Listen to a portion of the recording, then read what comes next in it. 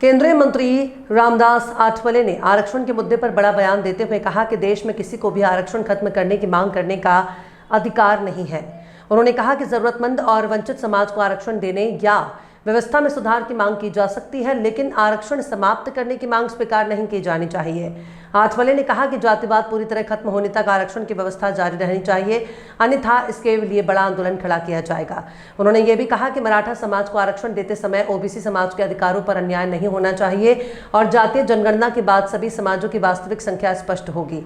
मराठा आरक्षण और ओबीसी को लेकर आठवले ने कहा कि सरसकट मराठा समाज को कुणबी प्रमाण पत्र नहीं दिया जा सकता, लेकिन गरीब मराठों को न्याय मिलना चाहिए। उन्होंने दावा किया कि मुस्लिम समाज की बड़ी संख्या ओबीसी श्रेणी में आती है और जातीय जनगणना से तस्वीर साफ होगी।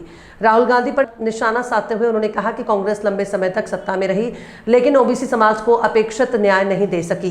वहीं अभिजीत दीपके के आंदोलन को लेकर आठवले ने कहा कि उसकी मांग मान ली गई है और दीपके अम्बेडकरवादी हैं। उन्होंने दीपके को अपने साथ आने की अपील करते हुए कहा कि अगर भी साथ आते हैं तो इससे उन्हें भी फायदा होगा। प्रधानमंत्री के बौद्धिक नक्सलवाद वाले बयान और दीक्षा भूमि विवाद पर भी आठवले ने प्रतिक्रिया दी। उन्होंने कहा कि बाबा साहब अम्बेडकर ने युद्ध के बजाय बुद्ध का रास्ता चुना था और नक्सलवाद की मांगों का समर्थन किया जा सकता है, लेकिन हिंसा का रास्ता स्वीकार नहीं किया जा सकता। सीजेआई की कॉकरोच टिप्पणी पर उन्होंने कहा कि मुख्य न्यायाधीश ने स्पष्टीकरण दे दिया है और यदि आंदोलनकारियों पर पुलिस ने लाठीचार्ज किया है तो उसकी जांच होनी चाहिए। वहीं दीक्षा भूमि विवाद को जल्द सुलझाने की मांग करते हुए आठवले ने कहा कि यदि जरूरत पड़ी तो उन्हें जिम्मेदारी दी जाए। ये विवाद खत्म कराकर दीक्षा भूमि के विकास का प्रयास करेंगे। उन्होंने खड़गे को वरिष्ठ नेता बताते हुए यह भी कहा किसी भी दल द्वारा दलित नेता का अपमान करना गलत है। महाराष्ट्रातील अनेक अशा प्रस्तावित जाती आहे ज्यांना केंद्रात आरक्षण मिळत नाही, ते लोक तुम्हाला भेटले सुद्धा, त्यांनी निवेदन सुद्धा दिलेलं आहे। ते नाही, आता ओबीसीच्या आरक्षण मिळत नाही म्हणजे आमच्या यादीमध्ये ज्या जातीची नाव आहे त्यालाच आरक्षण मिळतंय।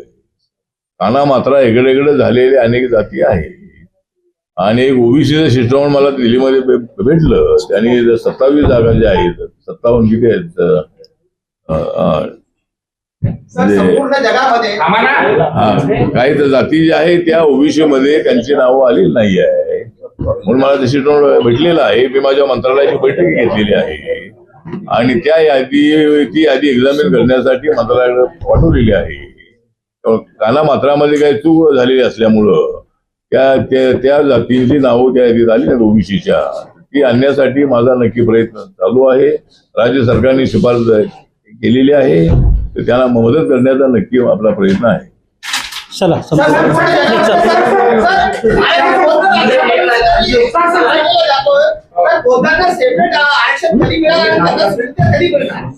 बौद्धांना सेपरेट आरक्षण, बौद्धांना सेपरेट आरक्षण।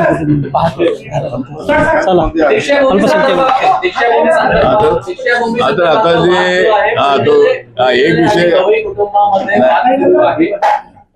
दीक्षाभूमी संदर्भामध्ये वाद जो आहे, गवई कुटुंबीय आणि फुलझले कुटुंबीय यांच्यामध्ये ट्रस्टवर वाद सुरू आहे आणि अध्यक्ष जे आहे दीक्षाभूमीचे त्याच्यावर वाद सुरू आहे।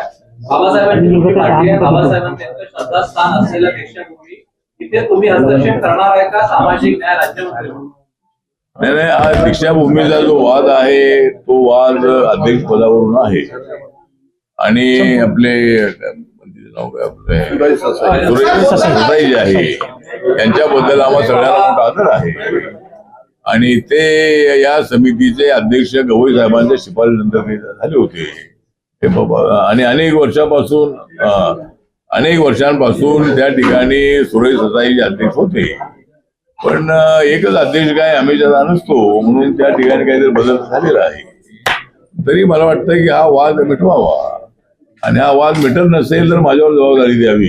मी दीक्षाभूमी दाखवायला तयार आहे, त्यामुळे ठीक आहे, वाद मिटेल आणि दोघांनी समाजाने आपल्याला हे आदर आपलं त्याच्या डेव्हलपमेंटसाठी आपल्याला प्रयत्न करायचा आहे।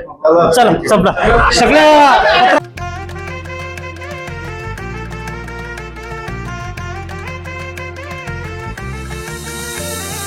माना पानाचा नात्या गोत्याचा पसारा लई बाई वाढला, रुसवा नको ग बाई कुणाचा मोठ्यानी उतारा काढला।